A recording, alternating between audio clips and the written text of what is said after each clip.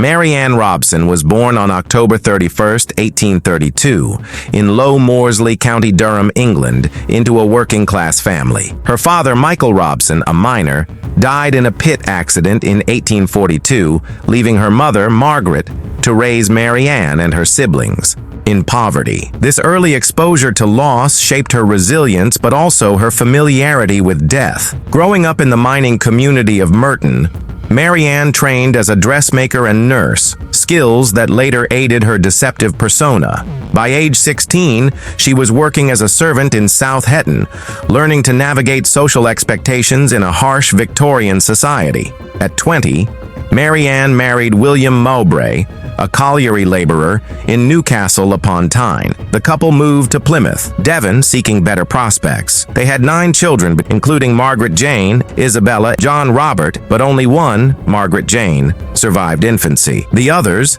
Mary Ann, an unnamed child, another unnamed child, Elizabeth, William Jr., and 2 others, died young, likely from arsenic poisoning, though attributed to gastric fever at the time. The family returned to County Durham in 1864, settling in Sunderland. William Mowbray fell ill in January, suffering nausea, abdominal pain, and fatigue, symptoms consistent with arsenic poisoning. He died that month in Hendon, Sunderland, leaving Mary Ann a $35 insurance payout, equivalent to $3,500 today. This financial gain marked the beginning of Mary Ann's pattern of profiting from death. She moved to Seaham, County Durham, and began working as a nurse, a role that gave her access to arsenic, then widely available as a rat poison. Her ability to present herself as a grieving widow masked her growing familiarity with poison. In 1865, Margaret Jane, her last surviving child from Mowbray, died in Seaham, again showing signs of arsenic poisoning misdiagnosed as illness. Mary Ann's early life and first marriage set the stage for her methodical crimes, blending charm with calculated lethality.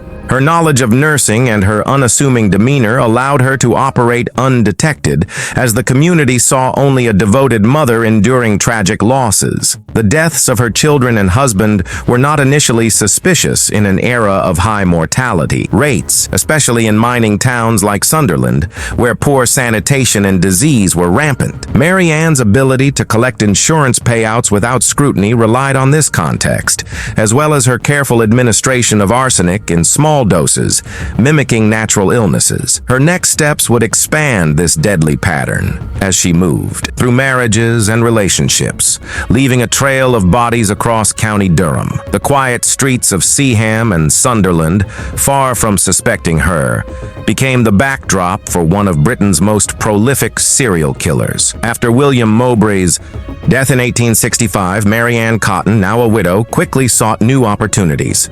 In August 1865, she married George Ward, a patient she had nursed in Sunderland, and their marriage took place in Monk Wearmouth. By October 1866, Ward exhibited symptoms eerily similar to those of Mowbray: nausea, fatigue, and abdominal pain. He died in Sunderland, leaving Mary Ann another insurance payout. The swiftness of this second husband's demise deepened the pattern, though no suspicion arose at the time due to the era's limited forensic capabilities. Mary Ann worked as a housekeeper in Seaham, where she met James Robinson, a shipwright. They married in August 1867 at St. Michael's Church, Bishop Wearmouth. Unlike her previous husbands, Robinson survived, though not without loss. Mary Ann gave birth to 2 children with him, Elizabeth and James Jr. Both died in infancy in Sunderland, showing the same symptoms of arsenic poisoning. Additionally, Mary Ann's mother, Margaret Robson, died in 1867 under her care in Seaham, and another child from her first marriage, Isabella Mowbray, died. Each death brought insurance money or removed financial burdens, reinforcing Mary Ann's motives. Robinson grew wary after the deaths of his children and refused Mary Ann's pressure to take out a life insurance policy. Suspecting her of theft and infidelity, he expelled her from their home in Sunderland in 1869. This marked a rare failure in Mary Ann's schemes, as Robinson's survival disrupted her pattern. Undeterred, she moved on, taking up with a lover, Joseph Nattrass, in West Auckland. Nattrass, a lodger and colliery worker, died in 1869 under her care, again with symptoms pointing to arsenic. His death in West Auckland added to her growing list of victims, though the community remained oblivious. Mary Ann's movements across County Durham, from Sunderland to Seaham to West Auckland, showed her ability to blend into new communities. Her nursing background and outwardly caring demeanor allowed her to gain trust, even as she systematically eliminated those around her. The deaths of Ward, her children, her mother, and Nattrass were attributed to natural causes, as arsenic was. Nearly undetectable before the 1830s, Marsh test became widely used.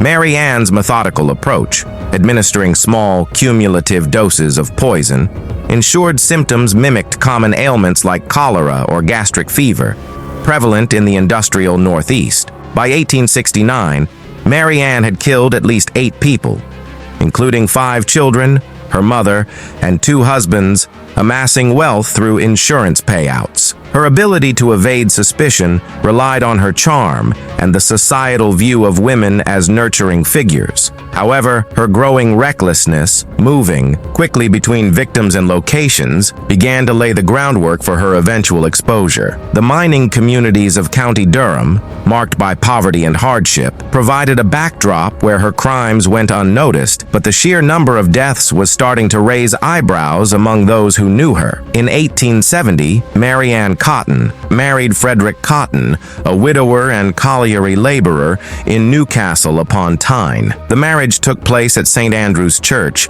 and they settled in West Auckland, County Durham. Frederick, unaware of Mary Ann's past, became her 3rd husband. Mary Ann was pregnant with a child by another man, Joseph Nattrass, who had died under her care in 1869. She gave birth to Robert Cotton in 1871 in West Auckland, adding to her complex web of relationships. Frederick Cotton's household included his 2 stepsons, Frederick Jr. and Charles Edward Cotton, from his previous marriage. Tragedy struck swiftly. Frederick Cotton died in September 1871 in West Auckland, exhibiting the familiar symptoms of arsenic poisoning: nausea, abdominal pain, and fatigue. His death was initially attributed to gastric fever, and Mary Ann collected another insurance payout. Soon after, Frederick Jr., age 10, died in October 1871, followed by the infant Robert Cotton in early 1872, both in West Auckland. The rapid succession of deaths in one household began to draw attention, though no formal investigation emerged yet. Mary Ann's relationship with Joseph Nattrass, a lodger in her home, resumed after Frederick's death. Nattrass, who had survived their earlier affair, fell ill and died in April 1872 in West Auckland, showing the same symptoms. His death further enriched Mary Ann through small financial gains, as she likely accessed his savings or possessions. By this point, her method was well honed. Arsenic administered in tea or food caused a slow decline that mimicked natural illness, allowing her to maintain the guise of a caring widow and mother. The Cotton household, now reduced to Charles Edward Cotton, age 7, became the focus of Mary Ann's next move. In 1872, she attempted to send Charles to a workhouse in West Auckland to alleviate financial strain, but the plan failed when parish officials refused. Shortly after, Charles fell ill with symptoms mirroring those of his father and brother: nausea, weakness, and stomach pain. His death on July 12, 1872, in West Auckland marked a turning point. Mary Ann's cavalier remark to a parish official, Thomas Riley, that Charles was dead sparked suspicion, as she reported his death too quickly before a doctor could confirm. Yet Riley, a local assistant coroner, alerted authorities in West Auckland, prompting an initial inquiry. The community, still reeling from the string of deaths, began to whisper about Mary Ann's involvement. Her pattern, marrying, insuring, and eliminating family members, was becoming harder to ignore. The mining town of West Auckland, like Seaham and Sunderland before it, was a close-knit community where gossip spread quickly, and Mary Ann's charm could no longer fully shield her. The stage was set for her exposure, as Charles's death became the catalyst for unraveling her deadly spree across County Durham. The death of Charles Edward Cotton in July 1872 in West Auckland marked a critical shift in Mary Ann Cotton's story. Her attempt to send Charles to a workhouse and her quick announcement of his death to Thomas Riley, a parish official, raised red flags. Riley, already aware of the deaths surrounding Mary Ann, reported his concerns to the police in Bishop Auckland. The community of West Auckland, a small mining town in County Durham, began to question the string of tragedies linked to the woman who had lived among them as a widow and mother. Authorities ordered a post-mortem on Charles's body, conducted in July 1872 by Dr. William Kilburn in West Auckland. The examination revealed traces of arsenic in Charles's stomach, confirming poisoning as the cause of death. This finding prompted a broader investigation into Mary Ann's past. Police in County Durham began reviewing the deaths of her previous husbands: William Mowbray, 1865, Sunderland; George Ward, 1866, Sunderland; and Frederick Cotton, 1871, West Auckland, as well as her children and others. The sheer number of deaths, over a dozen by 1872, could no longer be dismissed as coincidence. Exhumations were ordered for Frederick Cotton, Frederick Jr., and Robert Cotton, all conducted in West Auckland in late 1872. Forensic tests using the recently developed Marsh test detected arsenic in each body, confirming a pattern of deliberate poisoning. The investigation extended to earlier victims, including Mary Ann's mother, Margaret Robson, and her lover, Joseph Nattrass. While not all bodies were exhumed, the consistent symptoms, nausea, abdominal pain, and slow decline, pointed to arsenic across the cases. Neighbors and acquaintances, including Jane Headley, a friend in West Auckland, provided statements about Mary Ann's behavior. They noted her calm demeanor during her family's illnesses and her quickness to claim insurance payouts. Dr. William Carver, who had treated Frederick Cotton, testified about the suspicious similarity of symptoms among her victims, recalling his earlier unease in 1871. The investigation uncovered financial records showing Mary Ann had taken out life insurance policies on Mowbray, Ward, Cotton, and several children, amassing a small fortune over the years. By late 1872, the police in Bishop Auckland had built a case centered on Charles's murder, though they suspected Mary Ann of up to 15 to 21 killings. Her ability to evade detection for so long stemmed from her careful use of arsenic, which mimicked common diseases like cholera, and her manipulation of societal expectations as a nurturing woman. However, the mounting evidence, toxicology reports, witness testimonies, and insurance records closed in on her. Mary Ann was arrested in West Auckland in July 1872, charged with Charles's murder, and held in Durham jail awaiting trial. The once trusted widow, who had moved seamlessly through Sunderland, Seaham, and West Auckland, now faced the unraveling of her deadly deception. Mary Ann Cotton's trial began on March 5,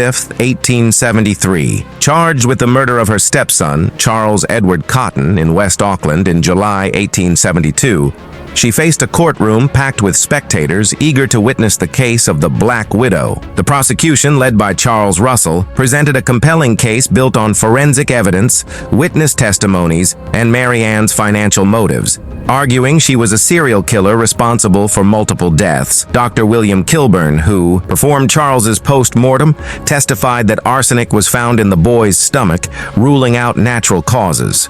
The exhumations of Frederick Cotton, September 1871, Frederick Jr., October 1871, and Robert Cotton, early 1872, all from West Auckland, confirmed arsenic poisoning, as did tests on earlier victims like William Mowbray, 1865, Sunderland, and George Ward, 1866, Sunderland. The prosecution highlighted the consistent symptoms, nausea, abdominal pain, and gradual decline across all cases, pointing to Mary Ann's methodical use of poison. Prosecution argued that Mary Ann's motive was financial gain and freedom from familial burdens. She had insured her victims, including her mother, Margaret Robson, Joseph Nattrass, using the payouts to fund her lifestyle. Her nursing background gave her access to arsenic and the knowledge to administer it discreetly, often in tea or food, mimicking gastric fever or cholera. The prosecution estimated she killed up to 1521 people, including 11 of her 13 children, though only Charles's murder was formally charged. Mary Ann's defense, led by Thomas Campbell Foster, argued that the arsenic could have come from environmental sources, such as contaminated water or household products, common in Victorian England. They portrayed her as a victim of circumstance, overwhelmed by poverty and loss, and claimed the deaths were coincidental illnesses. However, the defense was weak, lacking forensic counter-evidence or credible witnesses to support her innocence. Mary Ann maintained her composure, denying all charges, but her calm demeanor only reinforced the prosecution's image of a cold, calculating killer. The trial, lasting 3 days, captivated the public, with newspapers like the Durham County Advertiser reporting every detail. The evidence, toxicology reports, insurance records, and witness accounts was overwhelming. On March 7, 1873, the jury deliberated for less than an hour before finding Mary Ann guilty of Charles's murder. The judge sentenced her to death by hanging, cementing her infamy as Britain's first female serial killer. The execution, conducted by hangman William Calcraft, drew a large crowd outside the prison, eager to see justice served for the woman who poisoned up to 21 people. A white cap was placed over her head, and the rope was adjusted. When the trapdoor dropped, Mary Ann did not die instantly from a broken neck, as intended, but succumbed slowly to strangulation, her body convulsing briefly before going still. The public was gripped by the scale of her crimes, as newspapers like the Western Times and Chelmsford Chronicle detailed her methodical use of arsenic. Mary Ann's final moments were marked by defiance. Her death closed a chapter on a case that shocked Victorian England, challenging societal beliefs about women as nurturing figures. The mining communities of Sunderland, Seaham, and West Auckland, where she had lived, were left reeling, as neighbors like Jane Headley grappled with how they had trusted a woman who killed so callously. The aftermath saw heightened public awareness of poisoning cases, as Mary Ann's crimes exposed the dangers of unregulated arsenic widely available in Victorian households. Her case prompted discussions about forensic advancements, like the Marsh test, which had been crucial in her conviction. In Durham, the memory of her crimes lingered, casting a shadow over the region's close-knit communities.